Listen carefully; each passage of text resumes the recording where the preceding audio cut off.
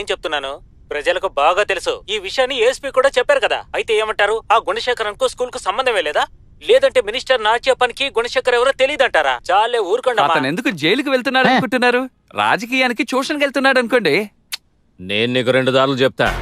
ఒకటి, నాకు సంబంధం లేదని మీ అక్క కొడుకుని ఇరికించి నీ పదవిని కాపాడుకో. లేదంటే మీ ఇద్దరిని ఇరికించి పార్టీ దాన్ని కాపాడుకుంటుంది. ఈ రెండింటిలోనూ మీ అక్క కొడుకుని కాపాడే మార్గమే లేదు. సరే, కేసు సిబిఐకి మారుద్దాం. ఎప్పట్లాగే జనాలు మర్చిపోతారని నమ్ముదాం. కుమార్ మీద ఇన్ని కేసులు ఫైల్ చేశారు. ఎందుకు ఒక్క ఛార్జ్షీట్ కూడా ఫైల్ చేయలేకపోయారు? ఎందుకు ఒకసారి కూడా కోర్టులో ప్రొడ్యూస్ చేయలేకపోయారు? లక్ష్మి దొరుకుతుందని నాకు నమ్మకం లేదు. ఇదిగో అన్నా, మెకానిక్ సురేష్ ని 4 రోజులు ఫాలో అయ్యారన్నా. ఆ గుణశేఖర్ ఎక్కడున్నాడో తెలిసిపోయింది. శంకర్, తప్పు చేసిన వాడికి శిక్ష పడేలా చేయడానికి మనం ఎక్కడున్నాం? శిక్ష వేసి తప్పు చేయించడానికి